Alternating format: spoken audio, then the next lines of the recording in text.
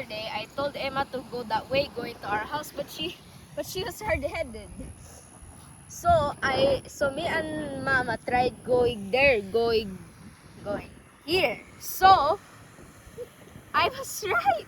Of course you went here. Of course you already experienced going to this road.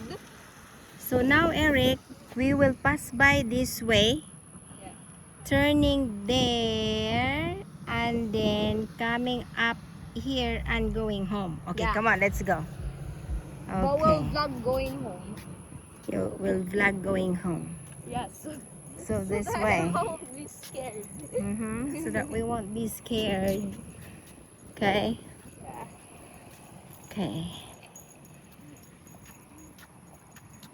So later we will go back to that area. Alam mo ba bakit sabi ni Ima feeling yun and you dito kahit 1 month pa lang tayo, kahit 1 month na tayo dito, because Tagalog para hindi makalimutan ang Tagalog dahil minsan Oh. si Emma si Emma nagsisel the cellphone of her made her fear. and Oo. then ano pa? And then Natatakot. That is fear. Takot.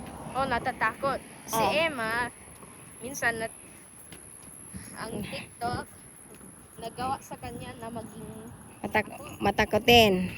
minsan Napaka-clear ngayon ng tubig, oh. Hindi kagaya kahapon na medyo medyo messy. medyo madilim ang tubig. Hindi gaanong malinaw kasi tawag nito, maulan-ulan. So ngayon hindi na maulan. Ito na ngayon papuntang Ugos. Kasagsagan na ng init. Kasagsagan na ng init. Kasi Tapos nga sa September, maglakad tayo papunta sa HEB. Kasi- Here, everything's better. Uy, Ma! oh, Tignan mo, hot! Nahulog! hayaan mo, hindi natin yan kukunin kasi hindi yan sa atin. Sabi nga nila, wag daw mag-pick up ng mga things sa daan na hindi sa atin kasi maybe there is drugs in it or they're putting something in there that make us in trouble, you know. Or they're putting a tracker. Yeah. Halika. Putting a tracker. Ngayon, Tagalog lang tayo. Naglalagay sila ng tracker. Kasi Agosto, kasi papasok na tayo ng Agosto, kaya Tagalog lang muna tayo, no? Apa. Para hindi natin makalimutan ang Tagalog, ang salitang atin. Kasi ang salitang atin ay ating pagyamanin. Apa. Ang salitang atin ay ating pagyamanin. Yamanin. Ma. Ano yan? So, kapag mag-bicycle ako, magbisikleta na lang ako dito sa mga paglalakaran. Dito lang. Para hindi dangerous. At hindi ako mag-sombrero. Para hindi mahulog ang sombrero. Mabuti yan. Kahit mainit, alis safe ang sombrero. Dito. Tingnan mo nga itsura mo. Wapo ka na. Apa. Sas. Pero ang pinakaayaw ko ay pimples. Sabi ko punta Ay, wag na kay alas 8 na, 8 o'clock na. Pag pupunta tayo doon, abutin tayo ng dilim pagbalik natin, nakakatakot. Baka mamaya mahihila sa atin dyan na aswang. Hindi natin alam. Uy, mayroong tao na mayroong bulang. Hayaan mo. Hayaan mo siya. Bulang. Hayaan mo siya. Kaya tingnan natin kung ilang minuto itong mag-ikot tayo dito. Nasaan yung tao papunta dito? Kasi kung dito siya papunta, i-off ko na itong camera. Dito ba? Okay, dito. I-off ko kasi. Alam ko na striker ang hole niya. Ngayon, pa-sunset. Pa-sunset pa lang, pero 8 o'clock na. Alas 8 na ng gabi. Siga pa ang adlaw dere, oh. Tita Joanne, ganyan ba sa Australia na mag-sunset kapag 8 o'clock na tapos mag-moonrise kapag 9 o'clock. Siguro. Ng puwet. Siguro, ganun din sa Australia. Mang, laki-laki ng mga langgam. Uy, tingnan mo. Oh. Ang lalaki ng mga langgam. Oh, no. Parang mga queen ants. Maniwala kayo sa amin na dito parang Pilipinas. O, nandyan ang ano, langgam na hantik. O, yan.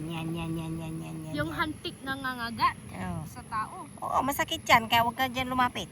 Ayan ay. Oh my God. 5 minutes na kaming nag-iikot. Nandito pa kami sa, wala pa kami sa kalahati ng lake na ito. Kasi nagsasabi tayo. Ay, ganon. Wow, ang ganda ng zinnia plants niya. Oh. So beautiful naman. My God. And even her chickpeas is also flowering. Promise, hindi tayo maghahabot ng gabi kapag maglalakad tayo sa first roundabout. Yeah, Dahil di naman malayo, hindi kagaya ng second roundabout. Pinapaharap ko lang ang ang camera sa lake kasi syempre mga privacy ng mga tao, no? Tapos, Hindi natin pwedeng anuhin. explore natin yung road na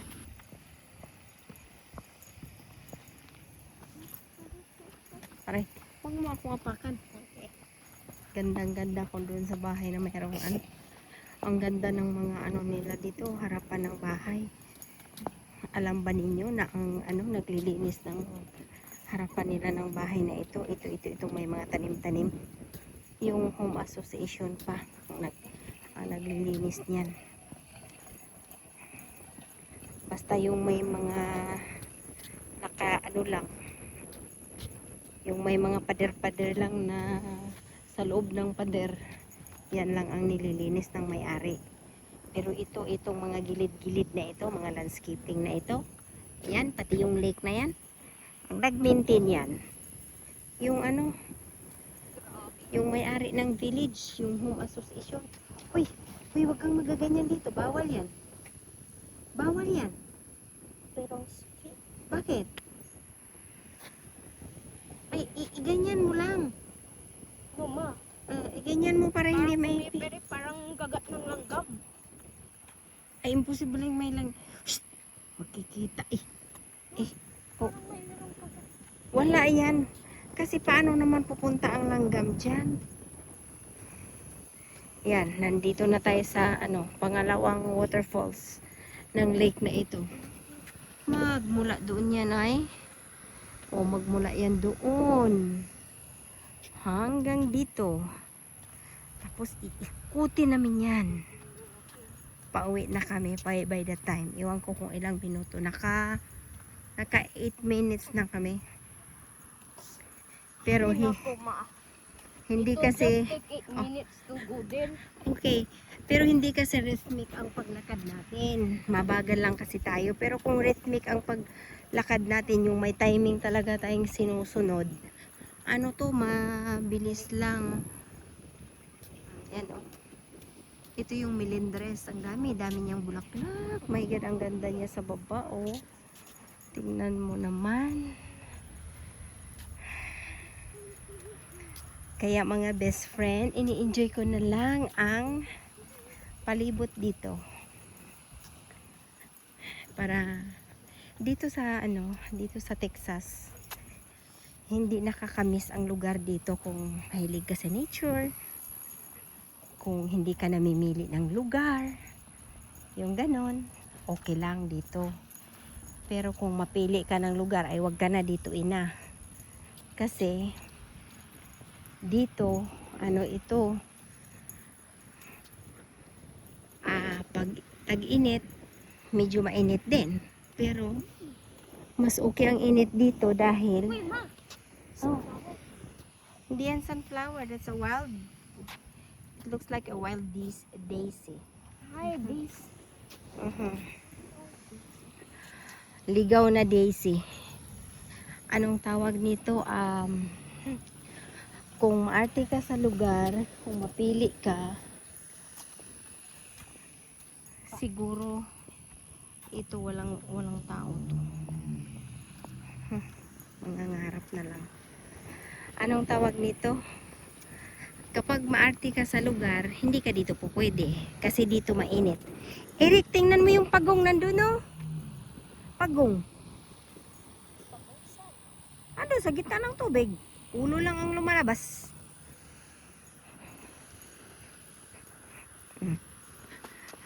Huwag ka dito sa Texas. Kasi dito, hindi ito yung busiest city, ang culture city. Hindi. Tahimik siya na syudad. Yung ano dito, yung parang bayan nila, 20 minutos pa mula sa kinaroroonan ng tinitirahan namin. Tapos, ganyan lang, flat ang mga bahay. No.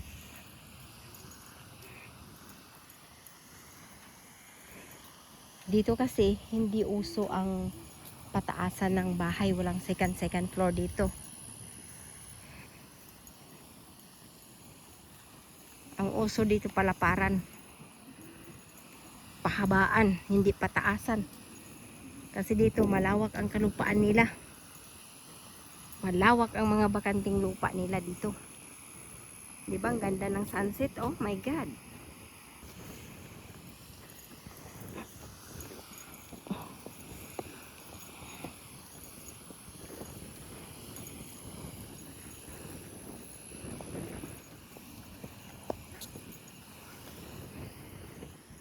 Sana binibenta ito.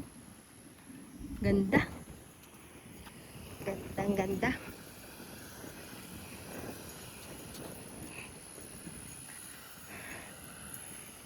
Dito naman siguro mag-survive kami dito mag-ina. Kasi ganito yung kinaroroonan namin, pero kung siguro hindi ganito, baka isang buwan lang kami, umuwi na kami dyan. Eric, nandoon yung nandoon yung pagong na naman. Nandoon siya. Pagong.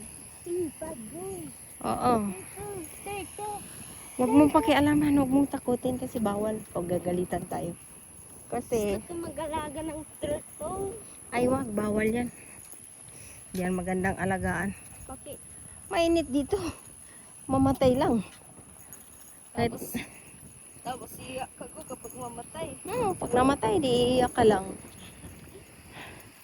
Dito naman marami ding naglalakad. At saka maraming nangingisda doon, oh. Siguro yung ang pera. siguro yung isda doon, Eric, ay pang-uwi. Pang-uwi siguro ang isda na yan, Eric, oh. Kasi maraming nangingisda eh.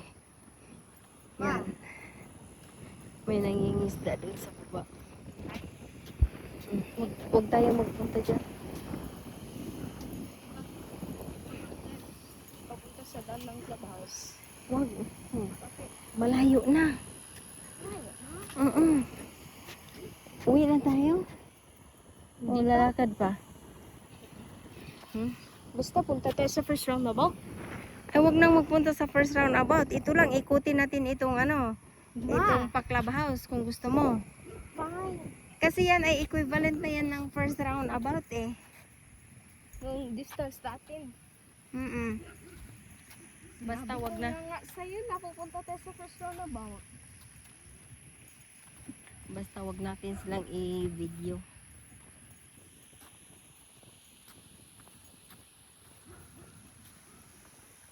Oh, dyan pala ang namimingwit. Dyan pala, kaya dyan tayo magbibiwit. Tingnan natin kung anong nakuha nila.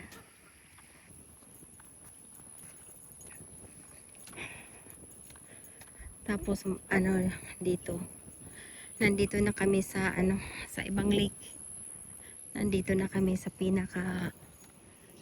so far ito ang may pinakamalaking lake. At saka ito dito, mayroong nangingisda dito. So siguro dito pwedeng iuwi ang isda kasi walang notice na return the fish. Sa lugar na ito, marami ang mga best friend. Marami ang mga tawag nito. Yung Maraming Japanese dito na pamilya. At saka may mga pana din dito. Pailan-ilan lang kami ditong Pinoy. O tapos yung may mga bahay dito na bago pa lang na tinatayo, dalawa. Ayan o, red na ano, melindres. Ang dami niyang bulaklak. Ang dami niyang bulaklak.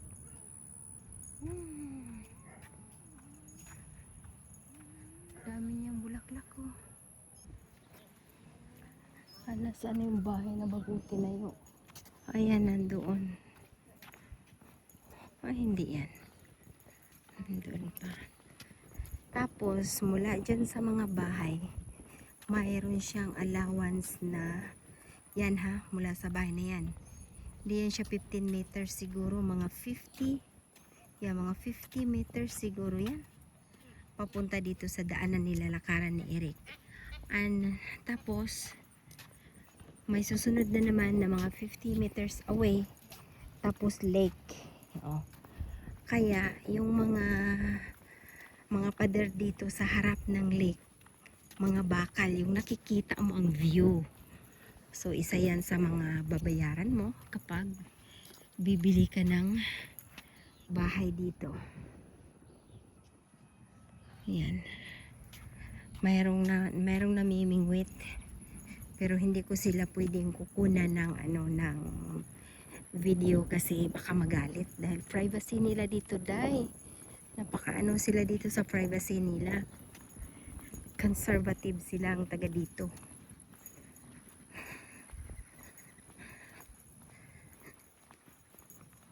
Kaya itong pagpunta namin dito para makapag-aral sila ng libre, makapagtapos sila ng libre.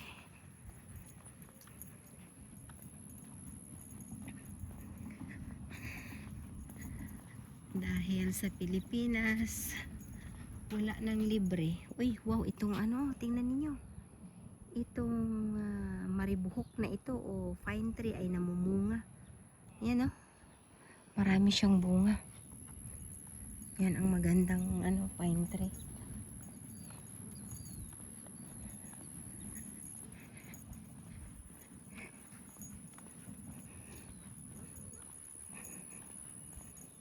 Mas maraming Japanese akong nakikita dito kaysa ibang lahi. Ayan. Yung bahay na yan ay yan. Ito ha, ano to? Ginagawa pa lang yan. Ewan ko kung ready to move in na yan in 2 months. Ito sila, dalawa ito magkaharap eh. Ito. At saka yung isa doon oh. Pero yung isa, dahil malapit siya sa Eric, hintayin mo ako. Hintayin mo ako. Dahil malapit na siya sa karsada, ang niya, pader niya is tabla. Yung matitigas din niya na kahoy, yung mga kahoy na pine tree. Yan. Itong ganito kalalaki na ganito kakalapad na daan dito sa buong subdivision, ano to, lakaran lang ng tao or yung mga nagbabike, naglalakad ng aso, yun lang. Hindi pwede ang sasakyan dito kahit magkasya yung maliit na sasakyan, bawal. Doon lang talaga sila sa karsada. Eric, wag ka na dyan. Eric, wag ka na dyan. Nasabi ko sa'yo, hindi na tayo dyan. No. Gabi na kasi. Gabi na, 8:30 na. Alam mo ba yun? Oo nga, 8:30. Paano kung maabutan tayo ng dilim? Bukas sa susunod na araw na kapag malamig. May ano pa naman, may fall pa naman. May fall. Oh, doon may ano doon may lake. So bawat area dito ng may bahay. Tapos yung bakanting yan, baka tayuan pa nila ng bahay yan. Kaya sinasabi ko, 5 o'clock tayo maglalakad. Super init. Ma, Super init. 6 o'clock. Ayaw nang umikot ni Eric dito sa lake. Ayaw na niya. Kasi gusto na naman niyang diskubrihin yung roundabout dyan kung saan yan pupunta. Saan yan papunta eh? Ah. Ma, alam ko kasi yung Mm. roundabout na yan, punta dyan. Tapos dyan way na yan, bakay. Siguro yung areang yan, yung bakanting lupa na yan, kalaunan tatayuan din nila yan. Kasi kagaya niya no, yung may naga blink doon na blue yan. Katatayo lang yung mga bahay dyan, wala pang atip yung iba. Kasi dito ang bawat lake side by side mayroong bahay, parang ganyan oh. Yan. Ang nakapalibot sa lake is mga bahay. Kaya dito, pag naglalakad ka, ay nako, kahit mainit, hindi ka man lang pawisan. Yung kilikili mo, hindi. Kilikili mo lang ang papawisan, pero yung katawan mo, yung magtagaktak yung pawis mo. Kagaya dyan sa atin sa Pangasinan, na pag naglalakad ka ng alas 4, alas 5, baka mag-collapse ka. Nako dito, hindi Hindi ka papawisan. Mainit pero hindi ka papawisan. Hindi yung talagang init na nangangagat. Ma, dahil ang Oh. air dito talagang hindi dry. Oh yeah. Oh, yung roundabout na yan, yun yung sinasabi ko sa'yo na putol ata yung paglalakaran ng tao. O bakit tayo pupunta dyan na wala mang paglalakaran ng tao? Ano yun? Ano yun, pusa na itim?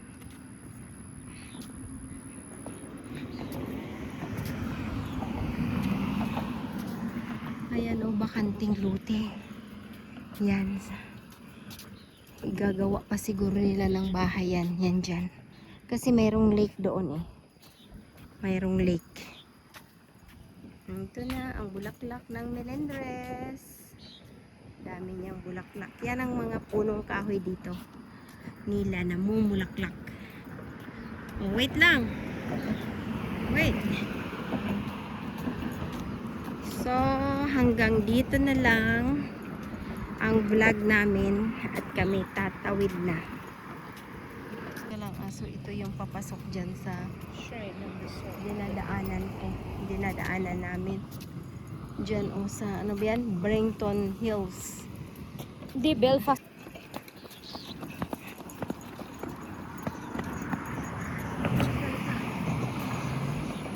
Ang ganda ng ano, ang ganda ng rose. Ayan. Ayan ay, ganda ng rose. Hala, baka hindi tayo dyan pwede dumaan. Oh, road closed. Sidewalk closed. Ha? Sidewalk closed. So, saan tayo dadaan?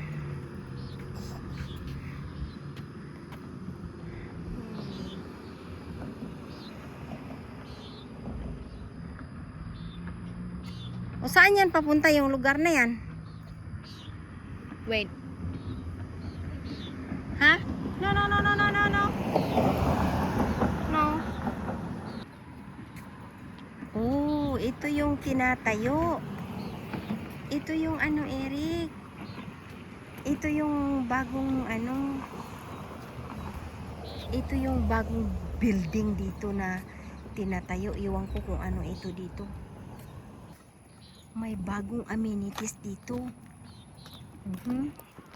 Ayan ang check out. Oh, restaurant. Aha, so alam na natin ngayon. Okay? Halika dito, Eric, faster. Faster para ano, hindi tayo pagagalitan. So, yan dyan kasi may mga Eric, yan, ginagawa pa nila ang pedestrian. So, ito yung bagong ano, palaruan. Ayan, ang bagong palaruan. So, Yeah. Clubhouse. bagong club. Ha? Lamar? Ano yan? Lamar? Oh my gosh. CISD. Oh fuck. Ma, baka school natin yan. Baka school Ay, ko yan. hala. Oh, fuck. Oh, fuck. Oh. Ha? O elementary yan, hindi ko yan school yan. Middle school talaga ako. Middle school ka. Kung ilagay ka lang sa middle school. Pero kung elementary school, ito ang school mo. Magpicture ka doon, oh. Uy. Tapos mayroong restaurant dyan. Check out. Oh, tapos may gasoline station sa harap niya. Oh, Eric, tapos saan na tayo lulusot pag uuwi? Ng bahay? Ha? Wait, ma. Oh, This is not the right way. You'll have to reverse. where are we going to reverse? Kasi ito yung ginagawa, di ba? Tapos doon tayo nakatayo, di ba? Ha? So, dahil doon tayo nakatayo, doon, Wait, ma. teka, baka doon sila dumaan. No. The roundabout sign.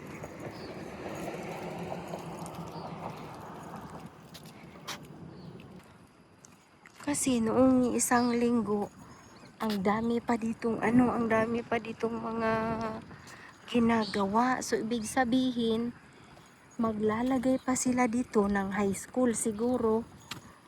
Or middle school. Siguro yung bakante na yan dyan, baka middle school. Ang laki, oh. Elementary lang ito, ha. Elementary lang. Ang lawak-lawak. Tapos may playground sila. Hoy, antayin mo ko. O, ito nga yung dinadaanan. So, ito yung hindi na kami tumuloy ni Eric. So, tingnan mo yan. Wala pa kaming rhythmic movement yan, ha. Yung mabilis na paglalakad. Uy, coming soon, auto shop. Na, pwede tayo dyan mag-apply ng trabaho. O baka ito dito gagawing Ma, what is the middle meaning of school, Photoshop? tapos high school. Ma, what is Kasi Photoshop? ang lawak pa talaga Ma, ito. what is Photoshop? Auto shop for the car. To enroll? No, for the car. Di ba, Eric, yan ang nakikita natin na ginagawa kaya hindi tayo tumuloy dito? Noon? Di ba? Di ba, Eric? Hindi. Ah. Tumuloy tayo hanggang sa Marston Street. O ngayon, saan na tayo pa uwi? Right. Teka lang mga best friend. Hanapin muna natin yung mga pauwi natin. I'm right. So, dito muna tayo. This roundabout. Ang roundabout saan? Papunta dyan. Oh. Tapos saan tayo liliko para makauwi tayo ng bahay natin? Right. Diyan sa mga dinadaanan ng mga tao na yan? Oh. Wala mang daan. What? Let me scan the road before I go. Ah, tama ka. Yun doon, oh. May tawiran pala. Oh. Yang roundabout na yan. O di ba yan ang pinupuntahan natin na roundabout na yan doon? Yung pinupuntahan natin papunta tayo doon. So ngayon, tatawid tayo dyan para pauwi tayo ng Jordan Ranch Boulevard. So we are passing that one to go back to where? Oh. I think they just got the trees. Huh? Because before there were trees there. Yeah.